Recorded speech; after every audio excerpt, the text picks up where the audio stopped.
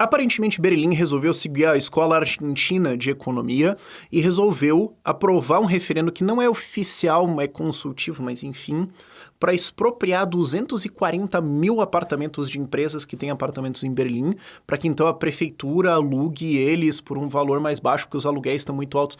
Vamos entender o tamanho da maluquice que está sendo feita aqui.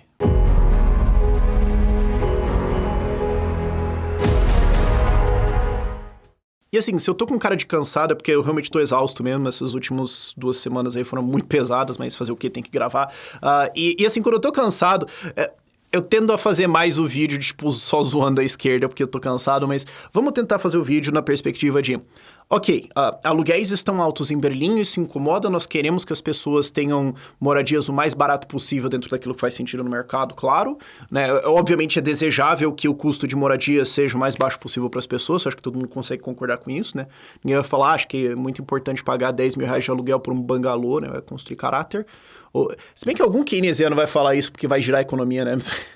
Não dá pra mais... cara, mas alguém da Unicamp vai querer defender esse ponto, eu suponho. Mas então, isso posto, como é que a gente pode resolver esse problema de Berlim? E não é um problema novo, você consegue encontrar gente discutindo esse problema 10 anos atrás e foi a pesquisa que eu fiz aqui em, sei lá, 5, 10 minutos procurando esse tipo de problemas. Então não é como se fosse uma coisa nova. E já teve um evento ano passado, onde foi aprovada uma lei de controle de preços de aluguéis em Berlim. Ela rapidamente causou o que você imagina que causaria, né? Vários apartamentos saíram no mercado, a oferta de apartamentos caiu, porque como não valia a pena, a galera parou de alugar. Algumas pessoas começaram a falar, não, mas é que tem uma taxa extra, porque tem uma taxa extra aqui de conveniência, uma taxa extra por causa desses móveis que tem aqui e tudo mais, e ela é alta pra caramba, e daí no fim das contas isso dá o aluguel que a pessoa queria cobrar em primeiro lugar, então a galera tentou burlar esse tipo de coisa. E a lei foi recentemente derrubada por inconstitucionalidade, né? A Suprema Corte alemã falou, vocês não podem fazer isso, plaf, a lei caiu, e os preços voltaram a subir, vários apartamentos voltaram ao mercado, mas eu acho que em parte por causa disso alguém resolveu meter no referendo agora. E se a gente expropriasse 240 mil imóveis de empresas que têm imóveis em Berlim? Isso acontece lá, tem empresas na Alemanha que compram imóveis, alugam eles, é um negócio e tudo mais. E alguém falou, eles têm um monte de imóvel e empresa grande, então por definição... elas são os vilões, então tudo bem a gente assaltar eles, dane-se. E não é necessariamente um assalto, elas não vão ser expropriadas completamente. A proposta é que a prefeitura compre os imóveis a preço de mercado. Se bem que eu não sei qual vai ser esse preço de mercado, porque como é que você vai definir o preço justo de alguma coisa? Preço justo é um termo ruim. Como é que você vai definir o preço de mercado de alguma coisa quando quem está vendendo não pode falar, então eu não quero vender, porque a prefeitura pode chegar e falar, acho que o valor de mercado é 150 mil euros do apartamento. Se a empresa responder que é 1 milhão, a prefeitura pode só falar... Você não tem opção. O preço de mercado é 150 mil. Não gostou, chora. Sabe? Como é que você determina isso? Mas, enfim, a proposta é confiscar esses apartamentos e daí presume-se a prefeitura alugaria eles a um preço mais baixo para tentar, então, baixar os preços e baixar os custos de vida para as pessoas. O que é uma gigantesca falha em parar para pensar por que esse problema está acontecendo em primeiro lugar. Porque tem 2 motivos que podem levar um imóvel a ser caro, ou seja, a compra ou aluguel. Pode ser puramente esse é o preço de morar nessa cidade, sabe? Se você quer morar num bairro excelente de uma cidade extremamente desenvolvida e demandada, vai ser caro. Sabe? Isso é parte da vida. Você não tem o direito de exigir que isso seja o mesmo custo de alugar um chalé no interior da Romênia. Vamos primeiro concordar nisso. Agora, pode surgir um extra ali que é puramente oferta e demanda. Se a oferta de imóveis, se a quantidade nova de imóveis que está sendo construída é muito pequena, ou não tem, e você tem, como no caso de Berlim, 40 mil pessoas entrando na cidade por ano, o que gera uma demanda que eu vi uma estimativa aqui, é só um artigo que eu olhei e falei, sei lá, mas só para ter um número aqui, em torno de 31 mil novos apartamentos de 1 ou 2 quartos por ano, se você tem toda essa demanda, mas a oferta não está chegando, preços vão subir. E as pessoas mais pobres vão ser excluídas porque elas não vão conseguir pagar esse preço. E o que poderia causar isso? E só tem realmente uma coisa que conseguiria causar essa falta de imóveis, essa falta de construções, abaixo do que normalmente seria no mercado. Porque você pode ainda falar, mas eu gostaria que mais gente tivesse construído aqui. Tá, mas se vale mais a pena construir lá, vai ser mais construído lá do que aqui, porque aqui a rentabilidade não é tão alta. E isso é preferível, porque claramente estão construindo onde é mais demandado, então isso não é um problema. É só que talvez você gostaria que o mundo fosse diferente, mas às vezes não é assim. Agora, Só tem uma coisa que vai fazer com que menos coisas sejam construídas do que elas normalmente seriam, e essa coisa é o Estado. É o Estado dizendo, não, você não pode construir aqui. Isso pode ser feito de maneira geral de duas maneiras. Uma é, eu vou subir os seus custos via regulações, exigências e tudo mais, ao ponto em que não vale a pena. Se fosse só você construir o que o cliente quer, tudo bem, agora eu vou exigir, não, tudo tem que ser completamente eficiente em energia, não pode ter zero, tem que ser zero pegada de carbono, e tem que ter painel solar, e tem que ter não sei o quê, e a arquitetura tem que ser assim e tudo mais. Você está subindo o custo. Se não vale a pena isso, não vai ser construído. E a outra coisa que você pode fazer é puramente proibir. Por exemplo, falar, nesse bairro aqui só pode prédio até 6 andares. Porque é um bairro histórico, a gente tem que manter a característica dele, porque ele é muito fofinho. Então só pode 6 andares, você não pode meter um angulhão de 35 andares aqui, não, tá proibido. Então, tipo, claramente tem demanda, as pessoas querem, tá caro, tem gente que quer pagar. Eu poderia botar um agulhão de 40 andares aqui e alugar pra todo mundo, mas é literalmente um crime se eu fizer isso, então eu não vou fazer. E é o que acontece em Berlim, e é o que acontece não só em Berlim, mas em várias cidades da Europa.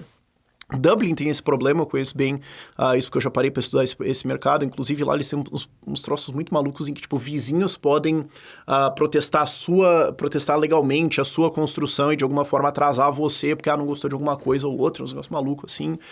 E na Europa, aqui no Brasil tem bastante, mas lá tem muito mais isso de vamos manter a característica, vai descaracterizar o bairro. Paris é um exemplo muito bom disso, que tem, nesses bairros aqui pode construir prédio, mas a gente deixou, ficou feio pra caramba, e da cidade decidiu que não pode mais construir porque vai descaracterizar Paris. E aí o que acontece é que a cidade vira gigante pro lado, você tem que construir uma porrada de trem para todo lado, trânsito vira uma maluquice, tem um monte de problemas assim, sabe? Não é um problema exclusivo de Berlim. Várias capitais e várias cidades grandes, de maneira geral na Europa, tem isso de limitar a construção na cidade para mantê-la fofinha. E daí você tem que começar a parar para pensar qual é a função da cidade. Porque assim, eu não quero ser o libertário frio que fala assim, mano, passa o trator, explode tudo aqui, bota só uns agulhão. Não, isso aí, na verdade, seria uma coisa muito mais soviética de fazer, assim, honestamente. Eu estou dizendo assim, vamos parar para pensar uma coisa aqui um pouquinho. Qual é a função da cidade? Qual é a ideia dela? Por que ela existe? Ela existe porque é muito mais eficiente economicamente nós estarmos mais próximos para fazer trocas, para operar juntos, para se conhecer, para viver de maneira geral. E tem pessoas que não vão gostar disso e vão gostar do interior da chácara, elas super podem ir lá para a chácara, é a vida delas, mas é muito mais eficiente estar assim. E a ideia dessa estrutura como um todo é facilitar a nossa interação como seres humanos, a nossa atividade econômica, a nossa atividade cultural, a nossa atividade de relações sociais, enfim. Então, assim, a cidade existe pra gente, não a gente pra cidade. Então, eu entendo que, assim, algumas pessoas podem falar, mas é que tem a característica da cidade e tudo mais. Sim, mas então todo mundo tem que morar 4 horas de trem pra lá só porque a gente tem que manter os prédios fofinhos do centro de Viena? Sério isso? O ser humano existe, né? A função de existência de nós como seres humanos é proteger a arquitetura de 1840 num bairro de Paris que honestamente ninguém liga nem sabe que existe? A gente não tá talvez invertendo as relações aqui. E é por isso que é legal também toda a ideia do livro do Free Private Cities, do Titus Gebel, eu vou colocar o link aqui na descrição, que ele fala, tipo, cara, vamos pensar o seguinte aqui, uma coisa. Cidade é um produto, tá? Tipo, é um serviço. Fornecer um bom urbanismo e boas regras e uma cidade limpa e bonita com transporte legal e que é atrativa para empresas e tudo mais. Cara, pensa isso como um produto ou um serviço, sabe? Porque a gente tende a pensar que a cidade é tipo, ela tá lá, é tipo, a propriedade privada é o que tá da minha porta de casa para dentro. Ou no máximo, tipo, o meu jardim, talvez a calçada ou quem sabe um parque se a gente forçar muito o neoliberalismo, mas as regras do urbanização e tudo mais, as vias e tal, não. E aí tem que ser a cidade. Mas não, cara, isso pode ser um produto também, é um serviço também. E isso tem que atender o cliente. Não é você que serve a empresa que tem que servir você. É o produto, o serviço que tem que servir você. Por isso que chama serviço, inclusive. E essa ideia de vamos ficar contendo a cidade, impedir de construir tudo mais para só manter o legado histórico ou as casinhas tradicionais e tudo mais, é inverter isso completamente. E como eu falei, o resultado é menor oferta de imóveis. E daí preços vão subir. Ah, e se a gente for lá e expropriar todos esses apartamentos? Tá, então a cidade vai comprar eles a um preço X, sei lá, provavelmente vai ser abaixo do que deveria ser, e enfim, isso aí já tem um assalto embutido aí. E a gente pode entrar nesse argumento como libertários e tudo mais, mas eu tô pensando assim na pessoa mais transeunte que tá passando por esse vídeo aqui, que não é necessariamente libertário, mas tá tentando entender. Qual vai ser o resultado disso? O estoque de imóveis disponível para a quantidade de pessoas que está indo lá vai subir? Não. Inclusive, você vai aumentar o problema. Porque se você, então, pegar esses apartamentos e jogar eles num aluguel abaixo e fizer todo um gigantesco estardalhaço nisso, mais pessoas podem se mudar ainda. Falando, vai ficar barato, então. Porque elas não estão entendendo o que está acontecendo. Então, você aumenta o número de pessoas que está vindo, sendo que o estoque de imóveis não está subindo. Você só vai aumentar o problema. E pessoas vão continuar sem teto, ou pagando aluguéis mais caros, ou vai ter que socar um monte de gente no apartamento e vai ter condições insalubres. É isso que a gente deseja? É realmente o melhor compromise, o melhor resultado de combinações possíveis que a gente quer para a humanidade e nos obrigando, então, a manter alguma noção de o que a cidade tradicionalmente sempre foi e não pode mexer nas coisas fofinhas? Tipo, sério? É essa a sociedade que a gente deseja? E assim, o referendo não era obrigatório, só pra gente esclarecer isso aqui, eu só queria deixar isso no vídeo aqui.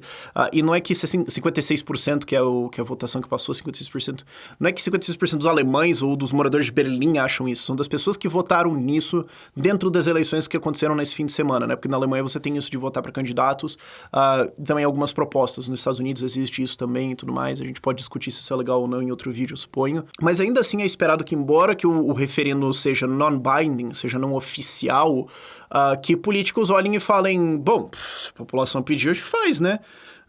Tem a demanda aí e tal, e claramente existe uma base eleitoral para isso, então vou ter que aprovar, né? Então, porque eu vou ter que tentar manter meu mandato aqui, então vou ter que fazer uns populismo aqui. Agora, outra coisa também importante de entender aqui, né, é que isso manda uma certa mensagem para o mundo. Isso manda uma certa mensagem para qualquer pessoa que vai investir em Berlim ou na Alemanha, e não só em imóveis. Isso aqui está dizendo, se você é um cara produtivo, né, se você é uma empresa, um negócio, alguma coisa assim, e tiver um problema mais ou menos relacionado no seu setor, nós vamos culpar você e te assaltar. É isso, tá? Então, se você está pensando em vir investir em imóveis em Berlim ou na Alemanha, como de maneira geral, você tem que começar a pensar, será que essa cidade vai ser a próxima onde o governo vai simplesmente me assaltar e levar todos os meus imóveis? Será que se eu investir em um outro setor e de repente dar algum problema porque o governo fez uma cagada gigantesca e estourou o problema lá, será que você vai ser responsabilizado por perder minha empresa e meu investimento? E fora que assim, cara, vocês já estão fazendo um monte de maluquice, vocês já cobram imposto maluco pra caramba, é um saco abrir uma empresa na Alemanha.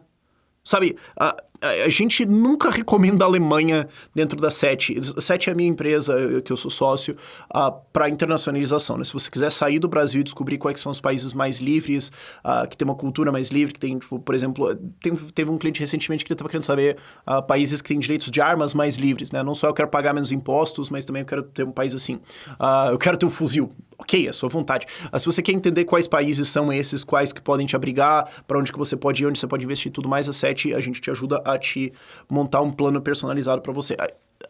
A Alemanha não é recomendável, cara, é caro pra caramba, é um país que tá soçando e tudo mais, e com uma medida dessa daqui, mesmo que a justiça derrube, mesmo que não aconteça, mesmo que a mensagem que tá sendo passada é, não vem pra cá, cara, nós vamos dar na sua cara. E assim, eu não tô dizendo que a Alemanha vai falir e virar a Venezuela amanhã por causa disso. Eu só tô dizendo, claramente é um país que bateu no topo. Claramente é um país que ficou bom, não vou dizer que é um país ruim pra você morar, não é, mas não vai melhorar. Olha essa mentalidade, olha isso aqui que tá acontecendo. E não é como se eu fosse num vácuo, já tem mais um monte de coisa. Então isso aqui é um sinal pra todo mundo no mundo que tem dinheiro, que é uma mente pensante, produtiva, dizendo, e é bem Revolta de Atlas isso, você não é bem-vindo aqui. Você vai ser visto como problema. Vaza. E a Alemanha tem feito isso, vários países recentemente têm feito isso. A Austrália, por exemplo, os maluquices que eles estão fazendo, virou uma ditadura maluca, aquele troço lá. Estão fazendo isso, a Europa Central como um todo está fazendo isso. E o resultado no longo prazo disso é você ir afastando as mentes produtivas da tua sociedade, é você ir afastando o investimento da tua sociedade e puxando a galera que só quer ficar de sossagem. Qual é o futuro desse país? De novo, não tô falando que vai virar Venezuela amanhã. Não. Mas claramente não vai ficar melhor. Claramente eles escolheram ir por um caminho estúpido. E aí isso abre espaço para outros países falarem: